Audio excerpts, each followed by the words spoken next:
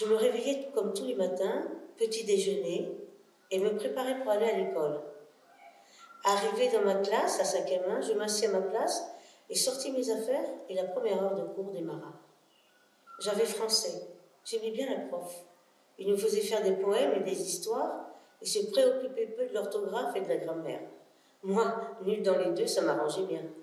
Après 2 heures de cours et une récré bien méritée, j'ai pris mon cahier de maths, j'allais au fond de ma classe pour prendre mon livre dans une vieille armoire en bois, et en prenant mon livre, quelque chose me sembla bizarre.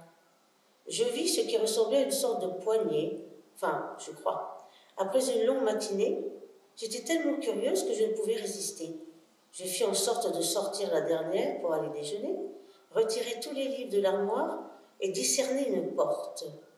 Je me dis que, comme c'était la pause du midi, qui est de 1h30, j'avais tout le temps pour savoir ce qu'il y avait derrière.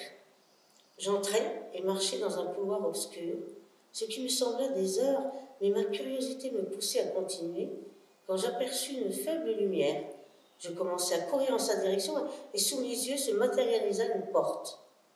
Je l'ouvris et m'introduisis à l'intérieur. Moi, resté dans l'obscurité longtemps, tant de lumière m'aveugla. Lorsque mes yeux se furent adaptés, je vis que j'étais dans la rue, devant ce qui me paraissait une école. Je sentis une main sur mon épaule. Par réflexe, je sursautai et me retournai pour voir celui ou celle qui m'avait fait sursauter. Je vis que c'était ma meilleure amie, Anne. Je lui demandai ce qu'elle faisait ici. Elle me répondit qu'en tant qu'externe, elle avait mangé chez elle et retourné à l'école comme d'habitude. Sur le coup, je ne compris pas. Je la vis qui se dirigeait vers l'espèce d'école. Elle me demanda sèchement pourquoi je ne la rejoignais pas. J'étais choquée du ton qu'elle avait employé pour me dire. Normalement, elle était très douce, gentille et timide. Je la rejoignis et nous nous dirigeâmes vers la cour.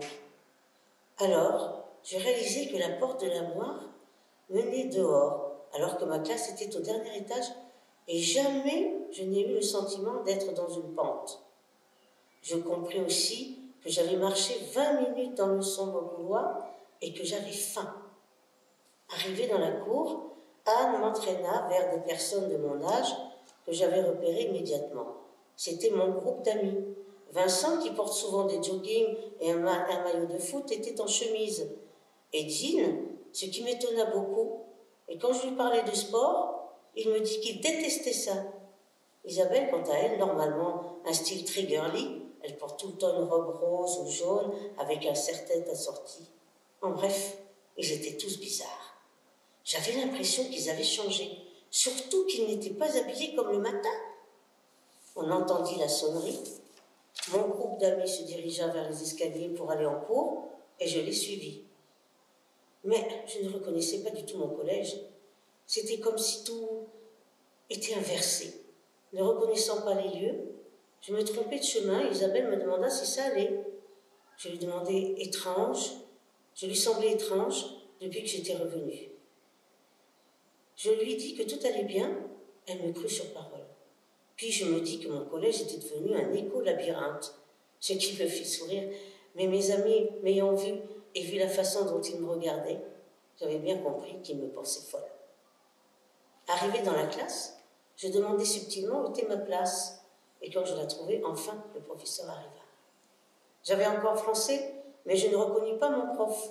Lui qui normalement était cool avec nous, était maintenant très strict. Et ce fut sûrement le pire cours de français que j'avais eu depuis longtemps. On a fait une petite dictée et un cours sur la grammaire et l'orthographe. Après les 2 longues heures de cours de toute ma vie, il y avait la dernière récréation de la journée. Comme pour le matin, je refis en sorte de sortir la dernière et j'observai l'armoire. Je revis la porte que j'avais vue le matin même. Je réempruntai le couloir et marchai, mais il ne parut pas marcher aussi longtemps que durant la matinée. Comme le matin, je revis l'espèce de lumière, me diriger vers elle et emprunter la porte qui se tenait devant mes yeux. Je me retournai devant ma classe. Je vis que la lumière à travers les fenêtres était trop lumineuse, car nous étions en fin d'après-midi. Je contemplai l'horloge et me rendis compte que l'horloge indiquait 12h10, l'heure de la pause du midi.